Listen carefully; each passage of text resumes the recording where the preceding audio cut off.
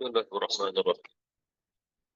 الحمد لله رب العالمين، وبه نستعين على عاقبة للمتقين، والصلاة والسلام على نبينا وحبيبنا محمد وعلى آله وصحبه أجمعين. أشهد أن لا إله إلا الله وحده لا شريك له، وأشهد أن محمدا عبده ورسوله وهو نبيه وصفيه. وبعد، السلام عليكم ورحمة الله وبركاته.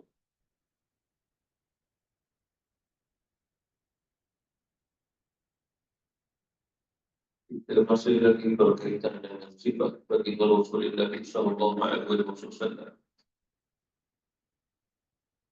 yang mana diceritakan pada surah 69 itu cerita tentang baginda Rasulullah Sallallahu Alaihi Wasallam itu mempunyai ciri al-insaniyah. Kedua ulama kita bahwasanya sifat Rasulullah insaniyah itu adalah sifat yang kamilah, sempurna. Sehingga yang perlu kita ketahui bahwasanya satu-satunya manusia yang sempurna pada rohaninya, jasmaninya, akalnya, jiwanya adalah baginda Rasulullah Sallallahu Alaihi Wasallam. Dan disebutkan pada bab yang pertama ataupun perkan ataupun yang nombor satu itu tentang sifat Rasulullah Sallallahu Alaihi Wasallam sebagai sifat manusiawi yang adanya naluri terhadap muamalah dengan manusia yang baik. Kerana seorang Nabi Allah Subhanahu Wa Taala kurniakan kepada kita dua muamalah. Satu muamalah yang dengan Allah Subhanahu Wa Taala secara khusus tidak ada kaitan selain daripada maklumat dan maksud dan muamalah yang pertama. Yang kedua adalah muamalah dengan manusia, dengan kaumnya, dengan kabilahnya, dengan keturunannya, dengan keluarganya, termasuk dan dengan umatnya secara umum. Jadi di sini tadi tu. Jadi kita mengambil pada baginda Rasulullah Sallallahu Alaihi Wasallam adalah yang kedua, bukan yang pertama. Kerana yang pertama itu adalah hubungan khusus baginda Rasulullah Sallallahu Alaihi Wasallam dengan Allah Subhanahu Wa Taala. Seperti mana dalam hadis Rasulullah Sallallahu Alaihi Wasallam diajar oleh Allah berdoa pujian kepada Allah seperti ini, pujian yang tidak pernah dibaca oleh satu-satu pun di antara manusia termasuk para malaikat. Lalu Allah Subhanahu Wa Taala mengilhamkan bagi kita tasbih yang tidak ada siapa yang pernah membacanya. Itu hubungan khususnya.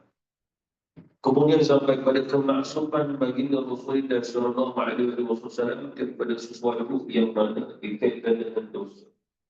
Semacam usaha Rasulullah Sallallahu Alaihi Wasallam. Cuma yang perlu kita ketahui di sini juga, ulama kita mengatakan jangan lihat baginda Rasulullah sekadar dalam perjalanan kehidupan yang zahiriah, yang zahir. Al-Quran mengajar kita tentang kehidupan baginda Rasulullah Sallallahu Alaihi Wasallam dengan kehidupan zahir dan batin baginda Rasulullah Sallallahu Alaihi Wasallam. Seperti mana Rasulullah tidak mengamalkan syahadat yang zahir, dan Rasulullah itu mengamalkan apa yang diperintah oleh Allah di seluruh Quran. Itu batinnya. Seperti mana firman Allah Taala berilah yang Allah di sini dan tidak mau dapat. Itu amalan batinnya. Mengikut ulama akidah Sunnah wal Jamaah, kita mengenal baginda Rasulullah Sallallahu Alaihi Wasallam sebagai Nabi yang ummi. Itu juga disebut oleh Allah Subhanahu Wa Taala dalam. Cuma yang perlu kita ketahui bahawasanya Allah Subhanahu Wa Taala yang beri kepada kita dua kiblatain, dua kiblat. Bukan dikaitkan dengan masjid kiblatain. Tapi atas dunia ini dalam perjalanan kehidupan kita ada dua kiblat, disebut kiblatain. Satu kiblat yang zahir, satu kiblat yang batin. Kiblat yang zahir itu adalah sewaktu kita solat maka menghadap pada dia Kaabah. Itu kiblat zahir. Fasamma wajhullah. Itu mas. Mana sekali kamu berada apabila kamu solat maka hadap pada situlah itu Allah Subhanahu wa taala. Wajah di situ adalah itu Allah yang memerintah pada ke Ka'bah. Ia menjadi sebagai kiblat. Tapi itu zahir. Itu kiblat zahir. Dan kiblat zahir di sini adalah agar hati kita berpusat pada sesuatu yang diperintah oleh Allah. Maka Ka'bah itu tidak dua, tidak tiga, satu. Maka hati dipusatkan di sini. Bahkan sebagian ulama menyatakan bahawa sebelum Allah Subhanahu wa taala menciptakan langit dan juga bumi, Allah telah mencipta rumah dia. Contoh dia disisat air yang pertama jatuh ke bumi sebelum dia jatuh, sebelum ada langit dan juga bumi ini juga. Maka di bawah aras Allah Subhanahu wa taala itu ada lautan, lautan itu air. Kemudian yang pertama muncul di lautan itu adalah Baitullah Allah Subhanahu wa taala. Lalu Allah Subhanahu wa taala mengambil air yang muncul itu dan Allah Subhanahu wa taala jadikan sebagai yang pertama di bumi. Maksudnya adalah bumi yang kita lihat. Yang pertama yang Allah Subhanahu wa taala turunkan adalah Ka'bah. Itu yang Allah Subhanahu wa taala sebut. Inna awwala baiti wudi'a lin-nas alladhi Bakkah mubarak. Sesungguhnya yang awal sekali bait rumah Allah Subhanahu wa taala yang wudi'a lin-nas. Allah letak untuk manusia, bukan Allah letak untuk dunia. Allah sebut lin-nas untuk manusia. Rumah yang pertama untuk manusia, bukan rumah pertama untuk bumi. Sebab bumi tak perlu kiblat, yang berupa kiblat manusia.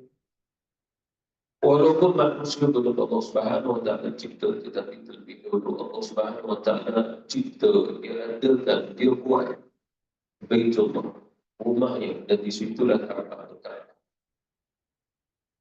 Ini dikarenakan kasyaf tentang demikian. Jadi itu adalah kiblat batiniyah disebabkan oleh kecil ulama-ulama kita bahawa si kiblat yang kita lihat, kiblat dan Ka'bah yang kita lihat itu adalah kiblat. Jadi dua, satu Ka'bah, satu kiblat.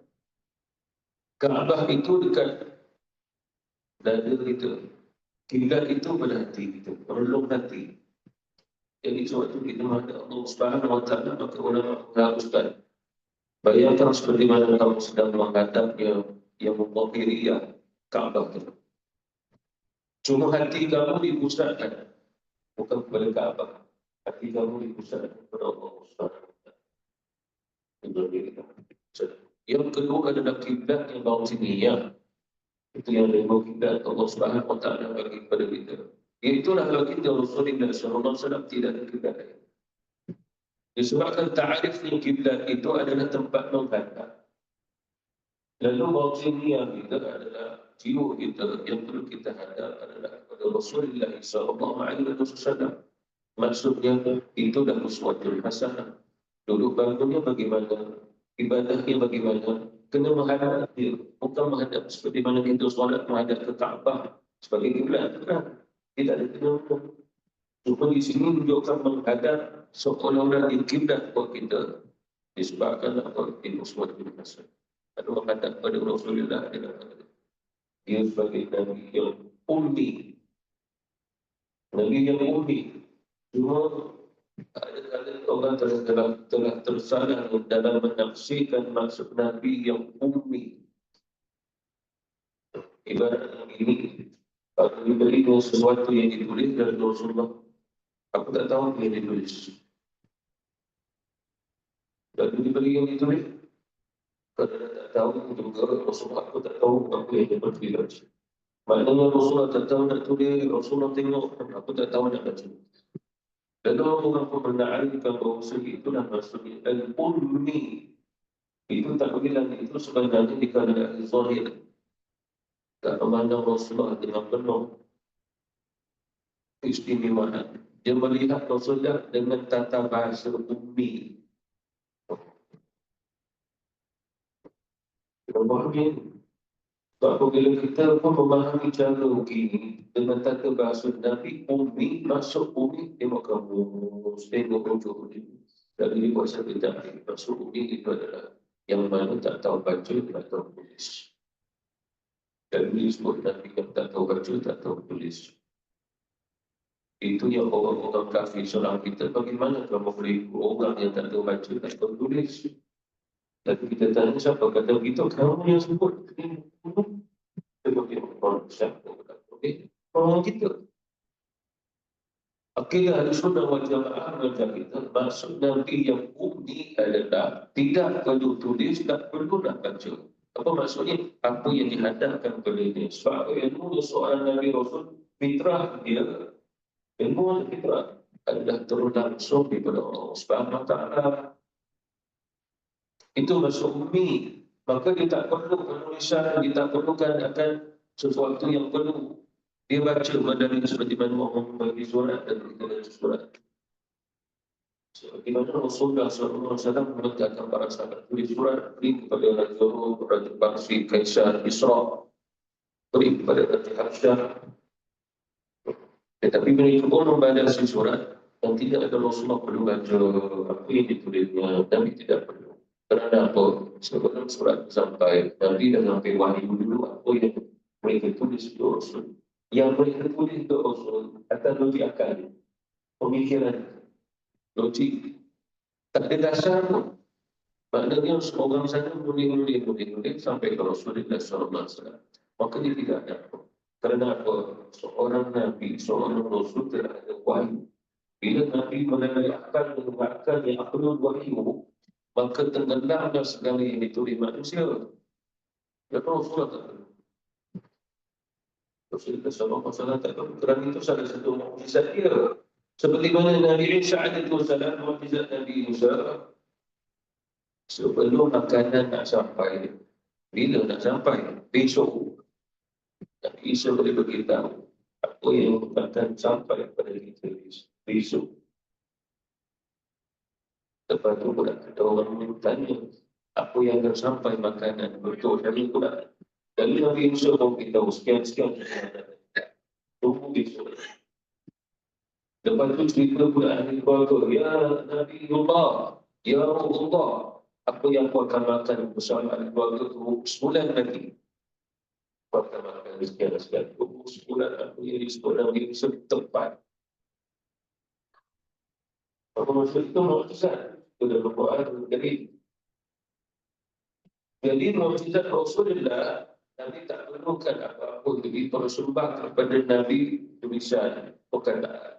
Dan Nabi SAW tak perlu qiraah melalui apa yang telah ditulis. Kenapa? Itulah Nabi Al-Ummi. Al-Ummi bukan yang mengkritik Nabi, merendahkan Nabi, tak tahu baca, tak tahu tulis. Itu orang yang tak kenal Rasulullah. Itu maksudnya. Jadi kita akan ketahui bahawa Al-Ummi di sini adalah seorang Nabi yang tidak perlu membaca, tidak perlu menulis. Tetapi Rasulullah yang mengajar membaca dan menulis. Itu Ummi. Tambah lagi, seorang manusia, Al-Ummi dari Rasulullah ini manusia yang mana tak perlu membaca, tak perlu membaca daripada apa yang ditulis dan tak perlu sedikit tulis. Apa yang perlu ditulis oleh Rasul? Bukan wahyu Allah tak perintah dan tulis. Dan tulis sahabat. Lalu Nabi katakan surat surat perlu. Tetapi maksud Al-Ummi juga adalah yang itu adalah Rasulullah mengajar menulis, Rasulullah mengajar membaca. Itu yang saya kata orang ini pada perusahaan apa jadi pada sekolah yang tidak diberikan macam itu. Tapi itu saya tengok pada dari itu. Seperti itu.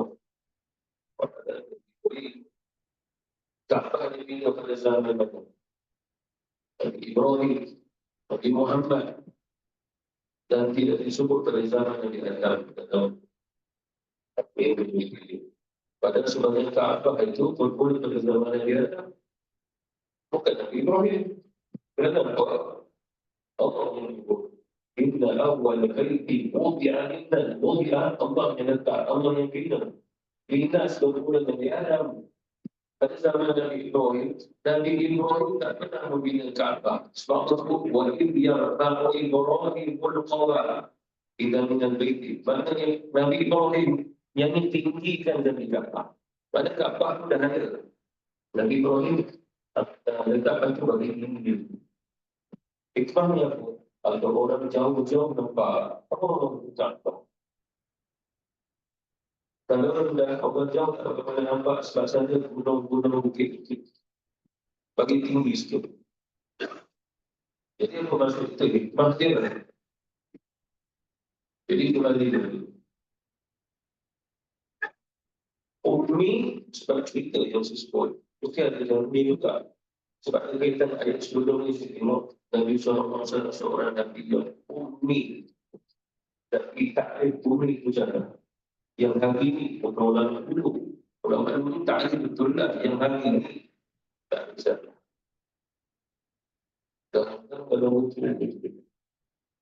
sekolah tentang pun seperti umi, itulah seorang yang tak tahu membaca, tak tahu menulis, tak tahu.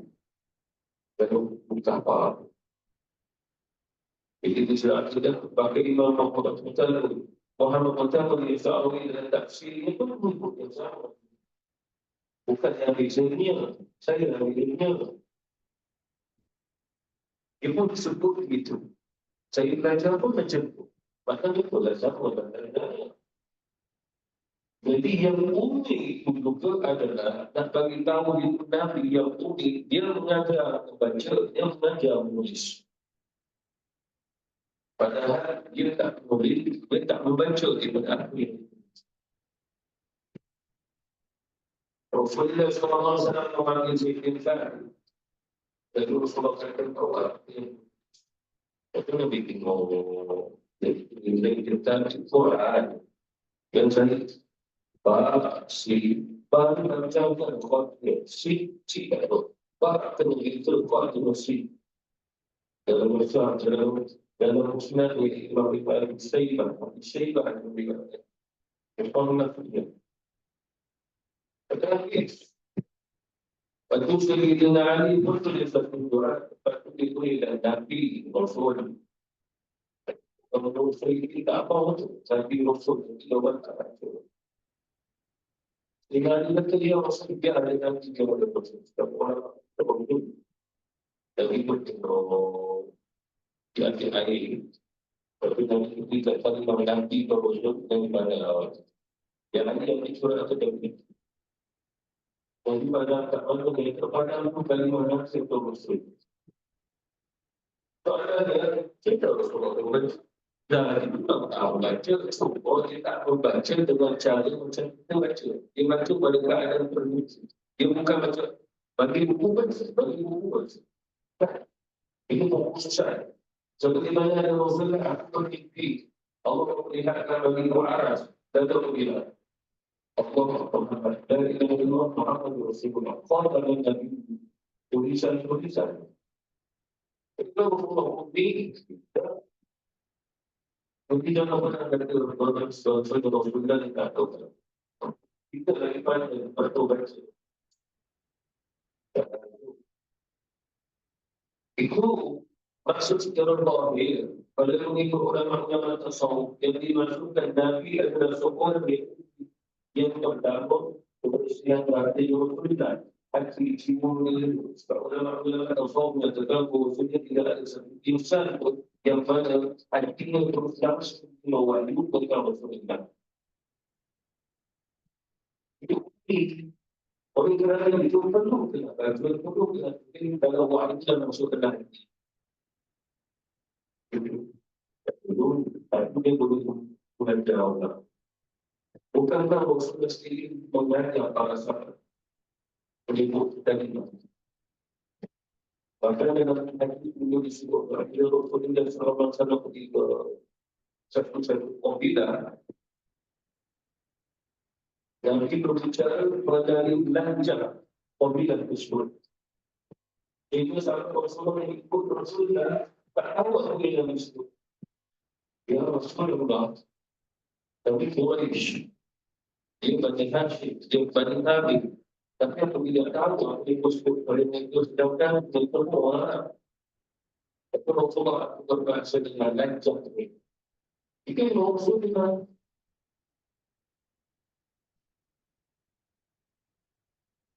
itu ayat ataupun ayat kena orang bandar untuk apa maksudnya kalau kita berbicara dengan bahasa terbuka satu tahun sangat mudah. Jadi soalannya bagaimana untuk menguasai sebab itu ada sesuatu yang kita fikir Rasulullah macam ni, ilmu itu macam ni. Tidak pakai politik itu, pakai ilmu Rasulullah tak tahu di dalam dan ini rumah. Kenapa? Rasulullah politik itu, so jadi apa, akan datang jadi apa, tak tergantung zaman, mereka begini. Itu kan buat itu. Kalau tak ada apa pun yang sudah ditulis. Tak perlu. Yang politik itu siapa? Umat. Para sahabat. Itu asal yang Quran itu kalau sudah Quran itu adalah para sahabat Rasulullah Sallallahu Alaihi Wasallam. Yang kedua kata ulama maksud Nabi yang mungkin kerana jiwa Rasulullah, hati Rasulullah itu hanya tertumpu pada Allah, yang bergantung pada Allah Subhanahu Wa Taala dan tidak bergantung pada apa-apa selain itu. Itu ummi. Ummi maksudnya adalah yang kita lihat pun itu ummi. Ketika ulama masuk ke ummi, ini juga ummi adalah apa yang seorang ibu dari orang tua seperti dari kerajaan dan tidak ada anak itu kosong tidak tahu apa. Ibu itu banget itu dan abang itu miskin, kamu terus kamu tahu apa. Jadi daripada korban pun sendiri. Pada ibu tahu sesuatu, tapi anak-anak lain tahu. Tapi itu bukan Rasulullah. Rasulullah SAW adalah yang bergantung pada sosial. Itu putih. Bagi tasawuf, itu ulama-ulama itu.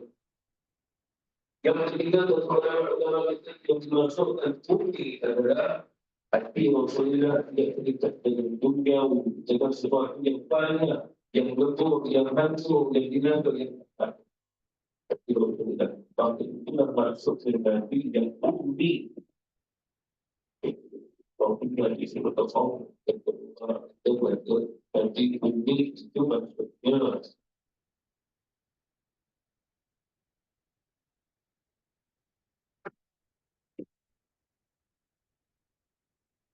semua yang ini memperlihatkan pada diberikan kebahagiaan kondisi kita dari perkembangan kalau nanti yang kita kurang sekarang buat untuk action pertama kita perbaikan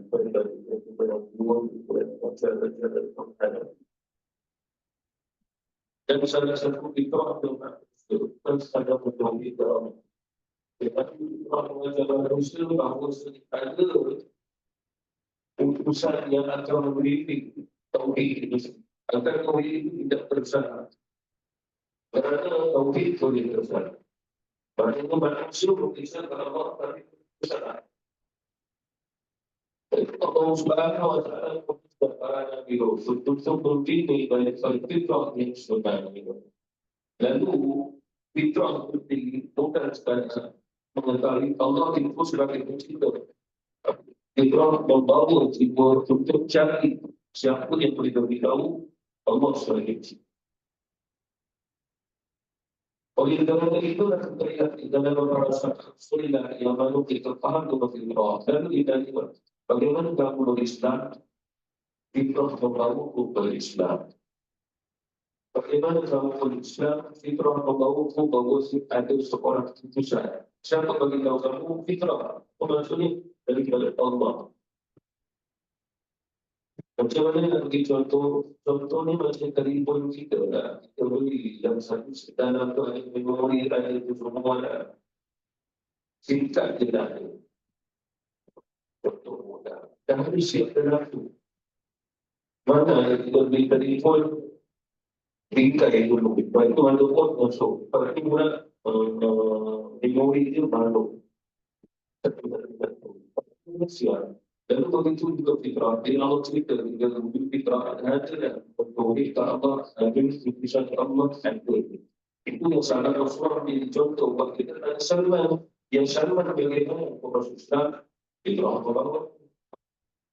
Fitrah Allah bersiapa bernabi akhir sempurna Allah. Fitrah Imran bin Husain sebagai Rasulullah. Jadi Imran ini yang cerita yang Nabi Sallallahu Alaihi Wasallam memberi manusia pada kita. Betapa bijak Nabi dalam mengubah manusia pada kita. Luar biasa. Kadang-kadang dalam satu majlis kecil, majlis kecil, untuk jalan orang-orang yang bermasuk Islam. Nabi tidak dan seperti mana kita kuasa untuk pemerintah macam mungkin dan kita itu kadang-kadang Rasulullah melihat satu jalan pada Rasulullah SAW Rasulullah untuk dari itu beribu sudah yang Imran ini Rasulullah itu adalah Rasulullah Muhammad Cukup kalau dia bersama Imran di Muslim untuk Simpang ini yang memberatkan dia yang kepingin dia macam kita lain tamu-tamu ini pandai sikit 3,4 darah dengan 5,3 persoalan agama dan memberatkan dia. Apa yang Rasulullah tanya kepada Imran, yang Imran, maaf aku bertanya, pukul surah Al-Quran 10.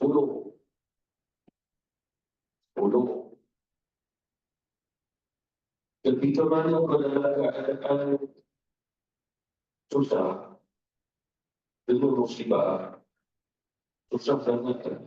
Kau suruh Tuhan yang mana? Allah. Orang Arab dimaksud Allah. Kalau itu dia Imran, Tuhanmu yang baik dan lebih Islam. Imran jadi Muslim, betul itu kali itu. Tapi Islam itu mudah orang Muslim. Dia mudah dengan Islam. Sebab Rasulullah pun memang Allah kata mudah. Sebab orang Islam itu mudah. Orang masuk Islam pasti mudah. Bukan orang masuk Islam macam nak masuk itu. Kena muka tu. Masuk Islam sangat mudah. Bahkan ulama-ulama mengajar itu. Yang paling mudah sekali dalam dunia ini adalah orang yang masuk Islam. Tapi orang terlalu susah untuk masuk Islam. Yang paling mudah dalam dunia ini adalah menyembah Allah. Sebab Allah sudah betul, Tuhan yang betul, Tuhan cipta manusia tak tahu. Seperti mana Allah Subhanahu wa Ta'ala bagi tahu dan itu fitrah manusia itu walaupun dia sumpah banyak Tuhan, tapi ada Allah Tuhan dia juga. Orang pun kadang-kadang pergi naik kapal dia dulu pergi bayar sampai tengah laut. Kata orang sok. Ini cerita orang yang masuk Islam juga ni. Ada yang tidak Islam sebab mereka hilang dari peringatan kepada Allah Subhanahu. Bila sahaja kita dalam keadaan berhala-berhala dikatakan nak panggil, dikatakan doa pada berhala. Tinggal kosong. Tinggal satu Tuhan yang Allah.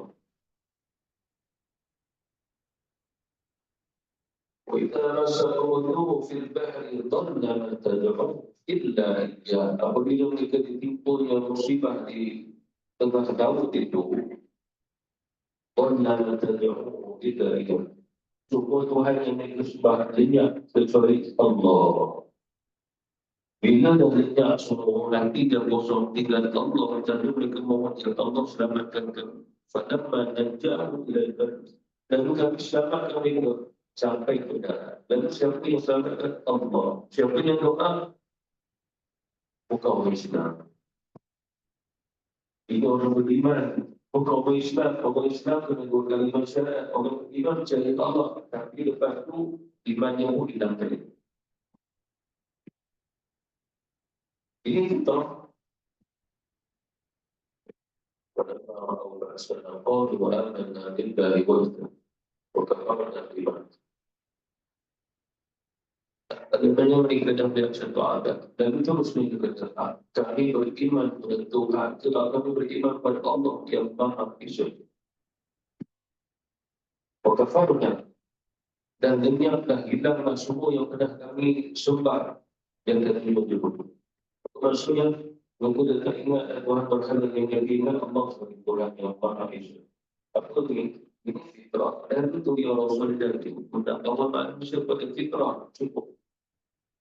Bila dia kembali kepada fitrah, lalu datang perintah salat, dia bangun salat, perintah puasa, dia puasa. No, tidak. Ia muat nanti kamu sampai kiamat jumpa hari empat. Semua mereka putuskan dari masyarakat. Maka untuk membezakan itu bukan kita dari Israel kita budaya masyarakat. Bila mereka datang terhadap dua kali masyarakat, maka mereka Islam ajar mereka salat. Lepas itu ajar mereka puasa, ajar mereka untuk keluarga zakat. Satu. Kamu dah. Bahkan kita pergi sekolah dan susah kita dapat. Pertama dan masuk akal. Masuk akal yang lama pun dah betul.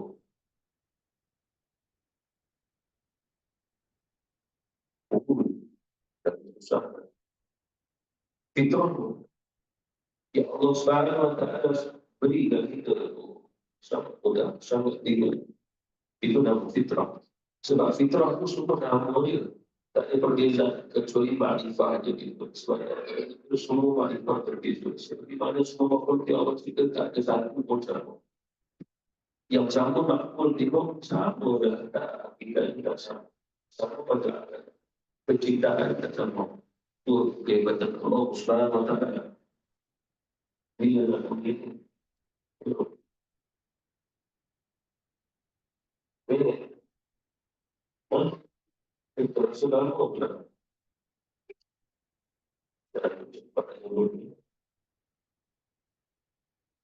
Memang mudah bagi Tuhan yang Allah Subhanahu wa Ta'ala untuk melahirkan Muhammad sallallahu alaihi wasallam yang telah dibersihkan daripada segala sifat-sifat yang menuntunnya ke arah hawa dan nafsu sehingga tidak langsung olehnya sebarang kesalahan dan kekatan dan meninggalkan kambing ternakan kepada seorang kaum yang akan dapat bagi di sana seorang sadar sebuah hukuman di lokal dan superior dan berjaga ini tradisi orang itu Rasulullah Sallallahu Alaihi Wasallam dibuka hebat dengan syahid tradisi jangan mana itu. Dan Rasulullah Sallallahu Alaihi Wasallam tak boleh tradisi.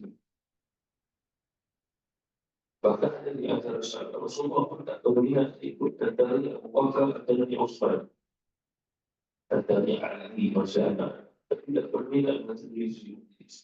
Sehingga dari Utsman jika aku akhir balik dan juga banyak bila boleh dibuat kita pun menyelam si Utsman. Dan kami mempunyai tradisi orang-orang musyrik. Ataupun tradisi orang Mekah, ataupun tradisi orang Arab. Tapi pernah ngomong, tapi tak pernah ngomong. Sedikit kita orang akui orang Islam. Bila masuk Islam, dia bagi hadiah ke Nabi. Nabi tanya aku ini. Ini khomru yang Rasul. Aku pernah daripada aku. Nabi kata Allah SWT telah haramkan dia. Kalau itu bagi orang yang boleh minum, Rasul tak minum kan? Apabila Allah telah mengharamkan minum, maka tak bagi pada orang lain tujuannya pun tak boleh terus. Seperti ada dasar syariat. Mudah dan dia pun faham apa yang dibuat. Dia pergi buang dan dia buang. Jadi maksudnya begitu Rasulullah Sallallahu Alaihi Wasallam. Penyakit umpamanya contohnya terdapat pada bangsa dan juga masyarakat yang beritahu bahawa pasti apa yang berlaku pada masyarakat Arab dulu Seribu di bawah satu kali kiamat. Solusi untuk keluar dari itu semua tidak ada yang malaikat kembali seperti mana yang Rasul dan bawa. Itu yang kita sebut Nabi itu kita disebut dakwah, disebut jalan dalam ilmu, dan itu Rasulullah kita. Ini cara-cara itu dasar-dasarnya. Semua ada berbagai itu Rasulullah Sallallahu Alaihi Wasallam. Begitu juga kata ulama kita antara keistimewaan baginda Rasulullah Sallallahu Alaihi Wasallam adalah apa yang Rasulullah bagi tahu kepada kita kalau berkaitan dengan akhir dia tidak tepat, tidak bersama-sama dan tidak ada yang dorongan ijtihad. Kalau kita dah belajar sebuah ada ijtihad duniawi, boleh saja Rasulullah bersilap sebagai manusia juga. Tetapi berkaitan ukhrawi ibadah mustahil bersilap. Dan Rasulullah masuk ke kebun orang bisnis sebab dia buat dan mengelola dan hasilnya orang itu dibanyak satu-satu bisnis orang. Sebab bisnis sebenarnya nyanyi-nyanyi atau sepadan berisi orang itu. Yang di bawah itu ada kendal, yang di atas itu seluruh semangat dapat. Macam kita kan kalau kita kendal, kita semua turun kira-kira. Lalu Rasulullah pun tengok Nabi kata yang kamu buat kita tadi ini macam untuk dapatkan hasil buah yang banyak yang Nabi kata kalau takkan banyak tu tak banyak. Nabi cuma cakap begitu je. Kalau Allah tegakkan kurang, pada kamu buat apa pun kurang. Dan terus maka Rasul dikenal itu membuat solat tak buat. Ini dunia, cerita dunia ini sudah kita bisnes ini. Lalu sampai pada musim menuai itu hasil itu. Musim lagi. Terus semua hobi tadi apa yang kamu musim ini Rasul hasilnya banyak yang Rasul.